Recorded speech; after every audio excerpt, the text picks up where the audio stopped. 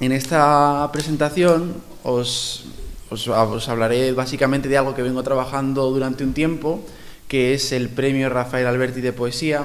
Llevo idea de editarlo para un libro con un estudio crítico y un estudio teórico sobre la poesía hispano-magrebí o marroquí en lengua española. Ya hablamos ayer de eso.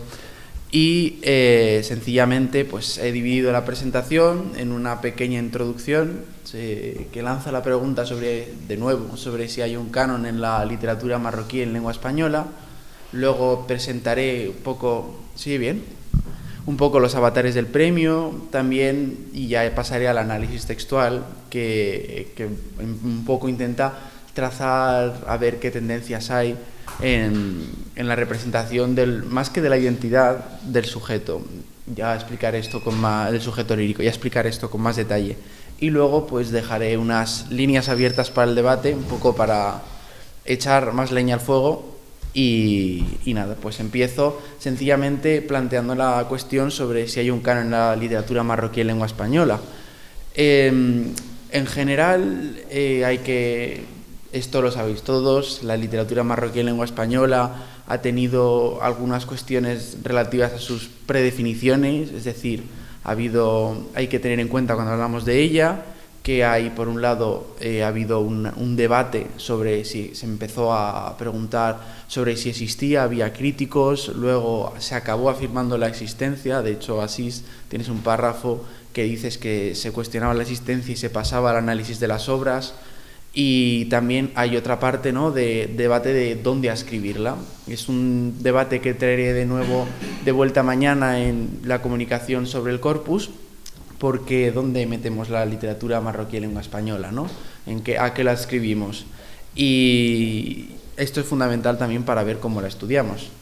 Pero estas son, digamos, cuestiones que hacen que construyen un terreno un poco pantanoso e incierto y que a veces nos lastran un poco en el estudio. Pero en realidad yo creo que hay que lanzarse muchas veces con los textos para ir resolviendo estas problemáticas. También otra línea en la que he ido investigando es la de la materialidad, entendiendo materialidad como a ver dónde se han publicado los libros, quién la ha publicado, qué editoriales, cómo se accede, porque en realidad si conseguimos recopilar la información básica sobre todas las obras, es más probable luego saber de qué dimensiones tiene esta literatura, dónde se publica, dónde la enmarcamos, y responder un poco mejor a las preguntas sobre las predefiniciones. Y ya con eso construir un sustrato fijo sobre el que ir haciendo crítica literaria. Hablaba Brigach, además, que la literatura marroquí en lengua española está en constante gestación y en futuro incierto. Esto lo sabemos todos. Y precisamente porque la materialidad, o sea, a nivel material, la literatura marroquí en lengua española se produce o bien en España o bien en Marruecos, donde lo produce según el Haddad, una minoría una minoría muy pequeña en el seno de la sociedad marroquí, ¿no? Las causas de esta literatura es algo que siempre me ha llamado la atención y que me sobrevuela siempre la cabeza. Me gustaría también preguntar a los escritores. Así que sentiros aludidos los escritores que hay aquí cuando queráis responder. Y nada, se han dado muchas explicaciones sobre su origen, sobre su producción. Hay críticos que lo atribuyen esencialmente a causa del lenguaje colonial, algo con lo que yo no estoy muy de acuerdo. Otros que simplemente porque se quiere conectar con la hispanofonía. Luego también Abrigats, de hecho, dice que tiene un origen postcolonial y surge por otras problemáticas. No es el tema de la ponencia, pero este es un poco el material con el que trabajamos, ¿no? Además, este material tiene unos problemas de distribución. ¿Por qué? Porque sobre todo se publican, yo creo, en ese orden, ¿no? O igual adelantaríamos los libros, pero en revistas se publica mucho texto, en antologías hay muchas antologías, no sé si he contado 19 o 21. Luego en las webs hay blog, por ejemplo Sajida Hamidou tiene un blog, de hecho, y luego también pues en los libros, que son libros de muy difícil acceso. Todo ello hace que esta red de distribución ubique a la literatura marroquí en una posición muy desfavorecida con respecto a la francófona De tal manera que estos autores, Boabdelawi y Fartag, hablan del enorme desajuste, de un enorme desajuste en la configuración literaria de la literatura marroquí en lengua española, ¿no? He puesto ahí 3 antologías, de hecho, todos están aquí, los autores están aquí con nosotros. Exacto, 2 culpables aquí. Y la revista con la que he trabajado, que es la de Aljamía. Y ya en cuanto a recepción, hay una expresión de Casillas Hernández que me encanta, que es la idea de atrapados entre 2 aguas. Y es que se queda en un limbo productivo, y a veces esto se debe a causas respecto a la lectura, es decir, dónde se lee esta literatura.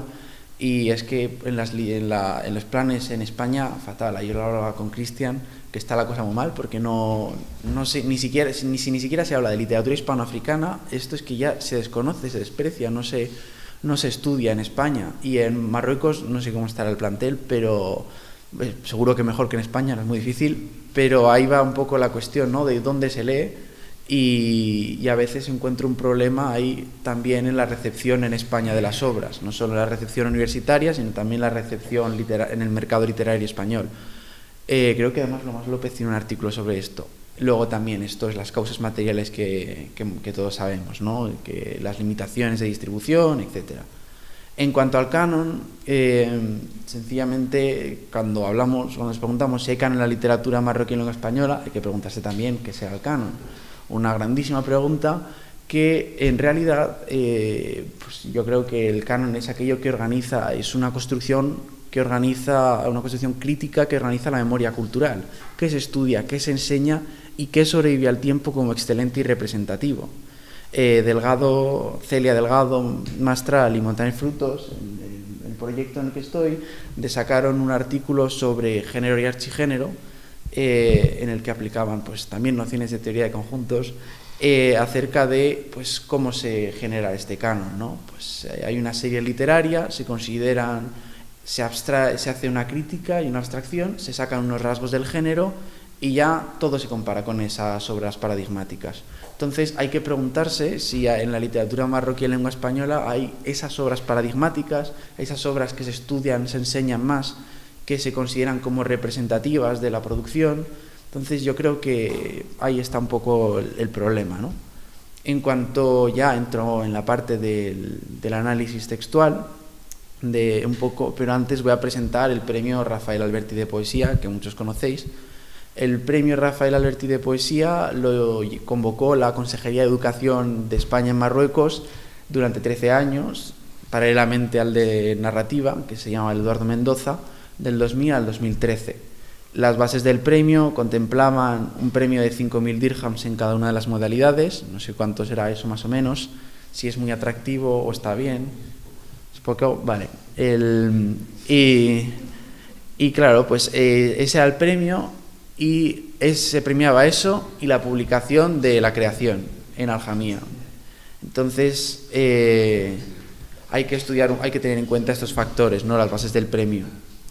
De hecho, se publicó una separata con los premios de 3 años seguidos, que explicaba un poco que la convocatoria de estos premios responde al compromiso de la consejería, que están dirigidos, y esto es importante, a titulados universitarios y estudiantes marroquíes de segundo ciclo, con la finalidad de difundir la lengua española. Es decir, ya está acotando a ver quién puede escribir y quién puede presentarse a ese concurso. Y nada, se convocó por primera vez, se falló por primera vez en el 2000 y acabó en el 2013. Además, en el 2011, no sé hasta qué punto es cierto, pero acabó siendo certamen bianual en el 2011, se empezó a publicar solo cada 2 años. Y también es curioso porque solo 2 años antes decían: nos satisface comprobar un año más el número creciente de originales presentados, que no hace sino demostrar la gran aceptación y consolidación del certamen entre los hispanistas de Marruecos. Es decir, hay una paradoja de iba bien el certamen y a los 2 años dicen, bueno, pues bianual, ahorro, imagino. Además, también es paradójico porque en Aljamía, los mismos jurados del premio, pues fue Lorenzo Silva, el que estaba de jurado en 2001, que no me acuerdo quién era, por un lado decían que es un premio que viene muy bien, dada la saturación del mercado. Los premios vienen bien a veces para eso, un poco los tomamos a veces como atajos, como lectores. Y luego que Lorenzo Silva, que también fue jurado, creo que en 2004, dice que cambia la repercusión de los autores. Entonces, un poco, era un incentivo, los jurados lo sabían, tenía éxito, pero lo cortaron. Entonces ahí va el problema. Esta es la nómina. Ahora veremos a ver qué trayectoria han seguido estos autores. Y esta nómina los llaman poemarios, pero en realidad son recopilaciones muy, muy pequeñas. Bueno, Asís ganó uno, de hecho. Tenemos aquí un premiado. Y en realidad eran recopilaciones muy pequeñas, de 5 poemas, como mucho. Entonces, no sé hasta qué punto da para llamarlos poemarios, pero sí que son conjuntos de poemas. Y aquí tenemos, pues, a ver, los que empezaron a ser premiados, ¿no? Y también tenemos, los que está marcado en verde, es porque recibieron Accessit. O sea, que me refiero que a veces el jurado tampoco lo tenía fácil para decidir y fallaba 2 premios. El Accessit era honorario y solo no daban dinero, sino simplemente la publicación.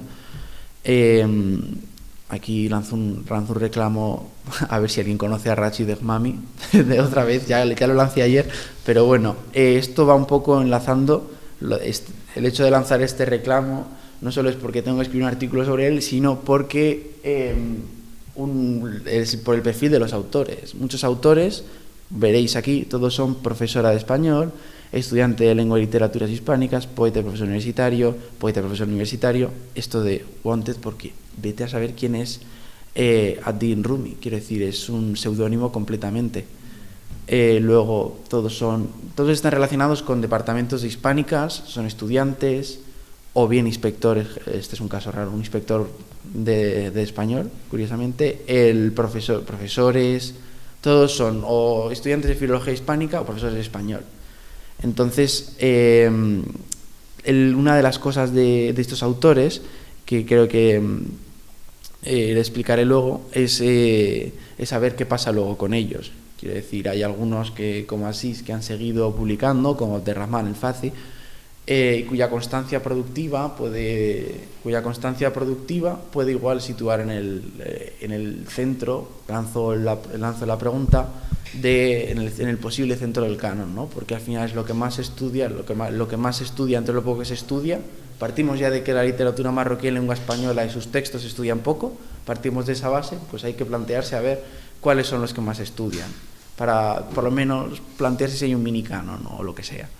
Estas son las zonas de las que son los autores o las que están relacionadas a los autores. Como veis, hay más número de autores que zonas porque hay varios que están relacionados con 2, o sea, nacen en una zona, acaban siendo profesores en otra. Entonces, pues un poco por ahí va la cosa, ¿no? ¿Veis que el epicentro productivo es Tetuán? Para sorpresa de poca gente. Fez también tiene un número considerable de autores y luego ya son de varios. Sí, a ver, yo estos datos los he sacado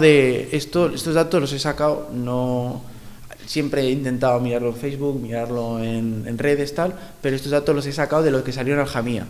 O sea que si sale, es probable que sea por un error de Aljamía, porque normalmente conforme salía publicado, en esta parte de aquí, o sea, esto es un recorte del premio y abajo sale la bibliografía, yo que sé, por ejemplo, Yassir Hamoud es estudiante, es profesor de lengua española desde el año tal, y nació en Tánger. Entonces, sí, te dan dando un poco de datos y yo he tirado con eso, porque me parecía lo más fiable, pero puede tener sus problemas, claro. Luego, esto ya entronca con el corpus que he hecho, que es a ver qué pasa con estos autores. Corpus de poesía hispano-magrebí. Hace que lo he ido trabajando durante un par de años y con ello pretendía responder un poco al establecimiento del relato corto como género preferido de los escritores, que es además creo que tú dijiste que es lo mejor que está dando las letras hispánicas, en las letras marroquíes en español. Creo que Cristian dijiste también en letras marruecas que, introdujiste muchos relatos, si no recuerdo mal, en antología. Pues se habla de eso, ¿no? De la consolidación del relato corto, y también he notado una predominancia de la narrativa en la crítica. He hecho una bibliografía, recopilado toda la crítica que he podido y teoría acerca de la literatura marroquí en lengua española, ya os la pasaré, y en general he constatado que sobre todo se estudia la narrativa. Entonces en la poesía hay un vacío que he intentado ir supliendo con esto, ¿no? Los autores del premio Rafael Alberti de poesía, para los amigos, para no repetirlo todo el rato, son autores muy, muy ocasionales, salvo las secciones que conocemos, ¿no? Es que es casi difícil, si no imposible, la localización de su obra. Ese es un problema enorme, porque muchos de estos, o sea, siendo sincero, creo que igual Karima igual sí que ha publicado algún libro, pero en general nadie, o sea, salvo Asís y Abderrahmán Fácil, son los únicos que han publicado un libro. De hecho, a mí se le nombra mucho, pero que yo sepa no ha publicado nada. No ha publicado libros, se le nombra mucho. Sí. Sí, y Yassir Hammoud, no sé quién es, por ejemplo, pero que es un caso gracioso, ¿no? Porque ha recibido el premio 3 veces, entonces parece casi un cazarrecompensa, sí, sí.